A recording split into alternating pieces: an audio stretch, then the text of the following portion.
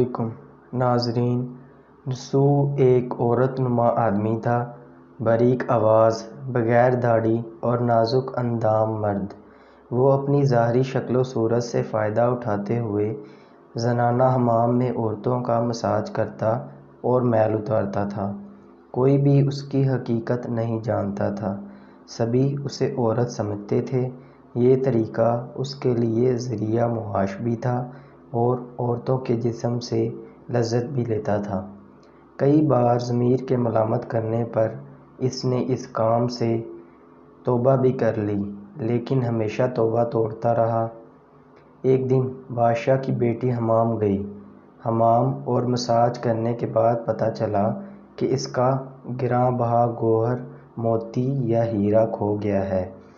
بادشاہ کی بیٹی نے حکم دیا کہ سب کی تلاشی لی جائے۔ سب کی تلاشی لی گئی، ہیرا نہیں ملا۔ نسو رسوائی کے ڈر سے ایک جگہ چھپ گیا۔ جب اس نے دیکھا کہ شہزادی کی کنیزیں اسے ڈھونڈ رہی ہیں تو سچے دل سے خدا کو پکارا اور خدا کی بارگاہ میں دل سے توبہ کی اور وعدہ کیا کہ آئندہ کبھی بھی یہ کام نہیں کروں گا۔ میری لاج رکھ لے مولا۔ دعا مانگ ہی رہا تھا کہ اچانک باہر سے آواز سنائی دی کہ نسو کو چھوڑ دو، ہیرا مل گیا ہے۔ نسو نم آنکھوں سے شہزادی سے رخصت لے کر گھر آ گیا۔ نسو نے قدرت کا کرشمہ دیکھ لیا تھا اور ہمیشہ ہمیشہ کے لیے اس کام سے توبہ کر لی تھی۔ کئی دنوں سے حمام نہ جانے پر ایک دن شہزادی نے بلاوا بھیجا کہ حمام آ کر میرا مساج کرے، لیکن نسو نے بہانہ بنایا کہ میرے ہاتھ میں درد ہے، میں مساج نہیں کر سکتا۔ نسو نے دیکھا کہ اس شہر میں رہنا اس کے لیے مناسب نہیں۔ سبھی عورتیں اس کو چاہتی ہیں اور اس کے ہاتھ سے مساج لینا پسند کرتی ہیں۔ جتنا بھی غلط طریقے سے مال کمایا تھا سب غریبوں میں بانٹ دیا اور شہر سے نکل کر کئی میل دور ایک پہاڑی پر ڈیرا ڈال کر اللہ کی عبادت میں مشغول ہو گیا۔ ایک دن اس کی نظر ایک بھینس پر پڑی جو اس کے قریب گھاس چر رہی تھی۔ اس نے سوچا کہ یہ کسی چرواہے سے بھاگ کر یہاں آ گئی ہے، جب تک اس کا مالک نہ آ جائے تب تک میں اس کی دیکھ بھال کر لیتا ہوں، لہٰذا اس کی دیکھ بھال کرنے لگا۔ کچھ دن بعد ایک تجارتی قافلہ راستہ بھول کر ادھر آ گیا، جو سارے پیاس کی شدت سے نڈھال تھے۔ انہوں نے نسو سے پانی مانگا۔ نسو نے سب کو بھینس کا دودھ پلایا اور سب کو سیراب کر دیا۔ قافلے والوں نے نسو سے شہر جانے کا راستہ پوچھا۔ نسو نے ان کو آسان اور نزدیکی راستہ دکھایا۔ نسو کے اخلاق سے متاثر ہو کر تاجروں نے جاتے ہوئے اسے بہت سارا مال بطور تحفہ دیا۔ نسو نے ان پیسوں سے وہاں کنواں کھدوا دیا۔ آہستہ آہستہ وہاں لوگ بسنے لگے اور عمارتیں بننے لگیں۔ وہاں کے لوگ نسو کو بڑی عزت اور احترام کی نگاہ سے دیکھتے تھے۔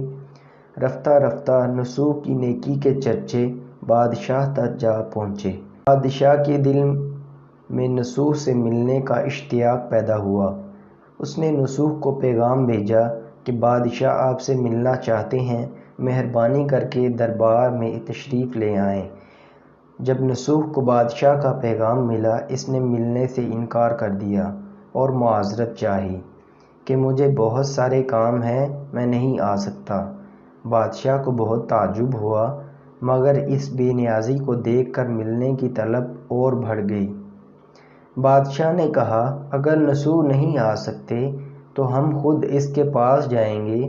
جب بادشاہ نسو کے علاقے میں داخل ہوا، خدا کی طرف سے ملک الموت کو حکم ہوا کہ بادشاہ کی روح قبض کر لے۔ چونکہ بادشاہ بطور عقیدت مند نسو کو ملنے آ رہا تھا اور رعایا بھی نسو کی خوبیوں سے گرویدہ تھی، اس لیے نسو کو بادشاہ کے تخت پر بٹھا دیا گیا۔ نسو نے اپنے ملک میں عدل اور انصاف کا نظام قائم کیا۔ وہی شہزادی جسے عورت کا بھیس بدل کر ہاتھ لگاتے ہوئے بھی ڈرتا تھا۔ اس شہزادی نے نسوح سے شادی کر لی۔ ایک دن نسوح دربار میں بیٹھا لوگوں کی داد رسی کر رہا تھا کہ ایک شخص وارد ہوا اور کہنے لگا کہ کچھ سال پہلے میری بھینس گم ہو گئی تھی، بہت ڈھونڈا مگر نہیں ملی، برائے مہربانی میری مدد فرمائیں۔ نسوح نے کہا کہ تمہاری بھینس میرے پاس ہے، آج جو کچھ میرے پاس ہے وہ تمہاری بھینس کی وجہ سے ہے۔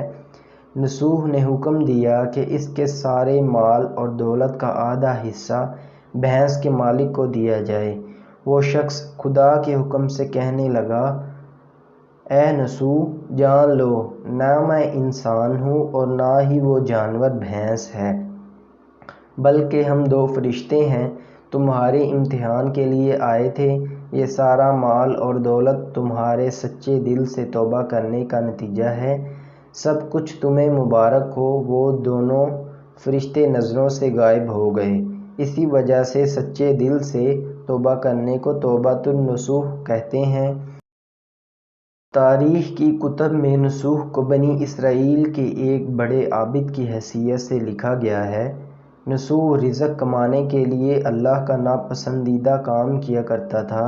جب وہ کام اللہ کے خوف کی وجہ سے چھوڑا تو اللہ نے رزق کے اسباب پیدا کیے اور بادشاہ تک عام طریقے سے لذت حاصل کرنا چھوڑا تو اللہ نے نکاح میں شہزادی دے دی۔ اللہ تعالیٰ سب کو توبہ کرنے اور تا دم مرگ اس توبہ پر قائم رہنے کی توفیق عطا